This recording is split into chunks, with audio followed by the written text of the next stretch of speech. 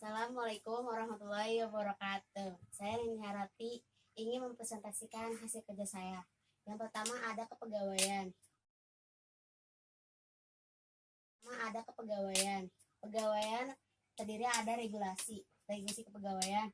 Regulasi kepegawaian adalah salah satu peraturan mengatur seseorang pegawai mulai dari pekerjaan hingga peraturan yang telah mengatur hak dan kewajiban seorang pegawai. Jadi di sini ada regulasi kepegawaian yang dimana ada kewajiban dan hak untuk seorang pegawai. Dan di bawahnya lagi ada tahapan pengadaan pegawai, yaitu ada pengumuman, pengelamaran, dan penyaringan, dan salah satu lagi ada peningkatan penempatannya. Dan di sini ada lagi macam-macam cuti. Cuti terdiri dari cuti tahunan, cuti besar, cuti sakit, cuti bersalin, cuti alasan penting, dan cuti alasan tanggungan dari negara. Nah, di sini juga ada lagi salah satunya yaitu daftar urut kepangkatan. Daftar urut kepangkatan adalah salah satu bahan objektif untuk melaksanakan pembinaan karir pegawai negeri sipil berdasarkan sistem karirnya dan sistem prestasinya kerja. Oleh karena itu, daftar urut kepangkatan perlu dibuat dan diperlihatkan secara terus-menerus. Di sini ada salah satu daftar urut kepangkatan yang dimana yang mengacu pada sistem karir dan sistem prestasi kerja yang dia peroleh. Yang dimana di sini ada hukum atas pergerakan disiplin pegawai, yang dimana ada hukum disiplin ringan, dan di sini ada disiplin sedang, dan lebih berat lagi disiplin berat. Dan di sini ada daftar urut kepangkatan atau DUK. Suatu daftar urut di dalamnya memuat nama-nama pegawai di suatu organisasi negara yang disusun menurut tingkat kepangkatannya. Ini ada salah satu daftar urut nama-nama kepangkatan para pegawai. Nah, di sini saya akan menjelaskan mengenai OTK keuangan. Yang dimana ada mengidentifikasi perlengkapan administrasi dana kas kecil, yang dimana untuk membuktikan transaksi menerima dan mengisi kembali dana kas kecil. Dan kedua ada bukti transaksinya. Dan ketiga juga ada peralatan menulisnya. Dan keempat ada alat menghitungnya yaitu kalkulator. Dan kelima ada formulir junarnya. Dan keenam ada formulir penerimaan dan pengisian pengeluaran atau pengisian kembali dana kas kecil.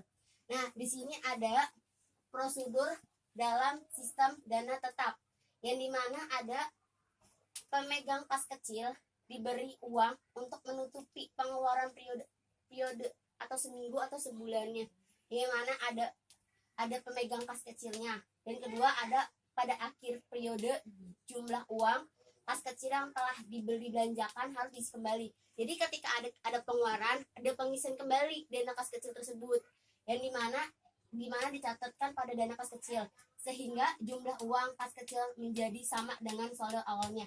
Jadi sekitarnya sananya kita kan punya saldo di tabungan ada 1 juta, dia dipakai cuma 500.000.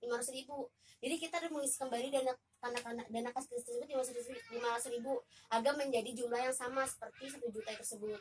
Nah, yang ketiga tidak ada penambahan saldo pada pertengahan bulan. Jadi setiap pertengahan bulan itu tidak ada saldo pertambahan lagi. Nah, di sini saya akan menjelaskan mengenai aplikasi dana kas kecil.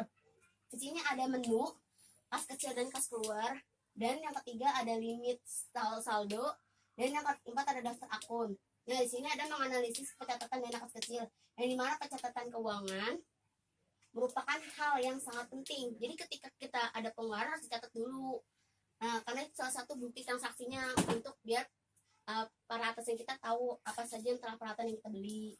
Nah, di sini saya akan menjelaskan mengenai sarana dan prasarana kantor. Di sini ada jenis-jenis peralatan kantor yang berupa meja, kursi yang tidak habis pakai. Nah, seperti kursi, meja, komputer, lemari arsip. Nah, di sini ada pelengkapannya. Dan pasti ada perlengkapannya, ada peralatannya, pasti ada pelengkapannya. Yang dimana ada pulpen, pensil, penggaris, kertas, karton, stapler, penggaris, gunting, dan lain-lainnya.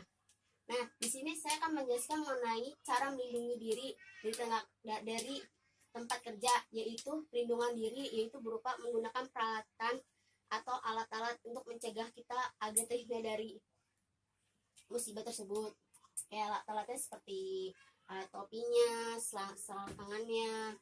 Nah, di sini ada metode pemeliharaan sarana dan prasarana, yaitu pemeliharaan sarana berdasarkan waktunya dan pemeliharaan sarana dan prasarana berdasarkan jenis barangnya.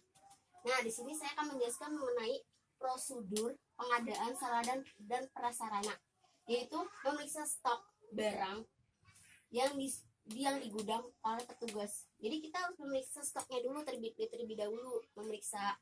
Dan kedua ada menguji surat permohonan. Jadi kita memohon dulu kepada atasan biar dianalisis sama dia. Ketiga, surat diserahkan kepada bendahara. Setelah dapat surat dari permohonan dari atasan, baru kita dikasih ke bendahara, dari bendahara yang memberi dananya tersebut. Nah, baru bendahara minta persetujuan kepada pimpinan. Setelah dari bendahara, baru kita ke atasan, lebih atas lagi dari pimpinan. Nah, dilakukan kegiatan pencatatan, disimpan di gudang untuk didistribusikan. Nah, di sini saya akan menjelaskan mengenai daftar prestasi sarana dan dari perusahaan kantor, yaitu buku inventaris induk, buku golongan, dan buku laporan, dan membuat distresi isian, dan membuat daftar regulasi. Jenis-jenis tata ruang kantor itu tata ruang terbuka, tata ruang tertutup, dan tata ruang gabungan. Nah, di sini saya akan menjelaskan mengenai OTK kehumasan protokolan. Di OTK Humas Keprotokolan itu ada salah satu ruang lingkupnya, yaitu ruang lingkup protokolan yang berupa berbagai instansi pemerintah maupun pemerintah swasta ataupun negeri yang dimana menyelenggarakan berbagai acara secara resmi. Prosedur pelayanan prima kepada pelanggan tersedianya pada waktu yang tepat. Jadi ketika pelangganmu ini kita harus ada tersedianya dulu barang tersebut agar pelanggan itu tidak mengecewakan kita. Menyapa pelanggan dengan cara yang bersahabat. Kita harus ketika ada pelanggan datang, kita harus menyapa apa yang dibutuhkan oleh pelanggan tersebut. Kita harus bantu. Nah, di sini ada muncullah saya ingin membantu. Bila ada pelanggan yang kesusahan atau perlu bantuan, kita harus membantu. Jangan kita acuh ataupun kita tidak peduli. Nah, di sini ada bentuk pelanggan dengan langsung menggunakan pemerintah pelanggan dan memecahkan masalah pelanggannya. Jadi kalau ada masalah kita harus bisa memecahkan masalah tersebut. Nah, di sini ada jadilah ceria, sopan dan hormat sebanyak. Ketika ada pelanggan kita harus senyum, nyapa dan harus sopan juga. Tidak boleh berkata kasar ataupun gimana.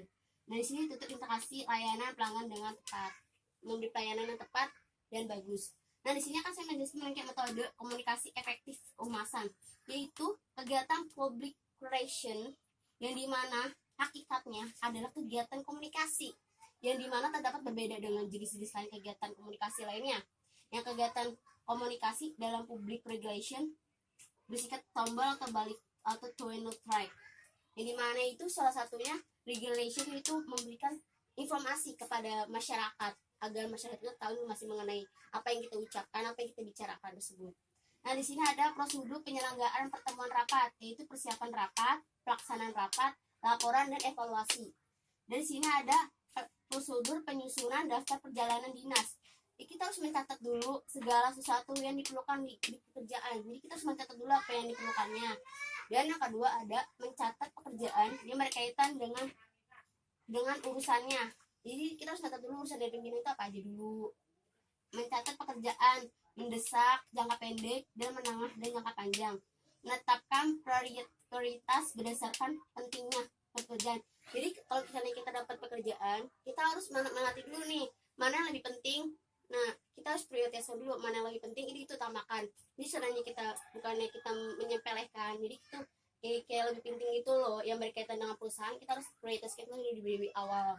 Nah, di sini ada bagian-bagian notula rapat, yaitu judul notula, tempat duduknya, terus nama pimpinannya, jumlah pesertanya, dan juga ada jumlah peserta rapatnya, ada acara agendanya, jalannya rapatnya, tempat dan tanggalnya. Ini salah satu yang penting dalam notula, tepat tanggal dan tahun notulanya, dan tanda tangan pembuat notulanya, itu sekretaris.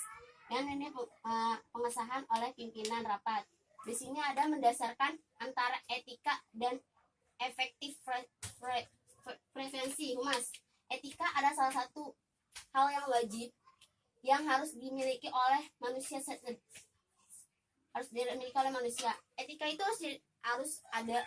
harus hak wajib yang dimiliki oleh manusia, maupun itu hak etika yang secara sopan yang lebih tua atau yang lebih kecil juga kita harus menghargai juga.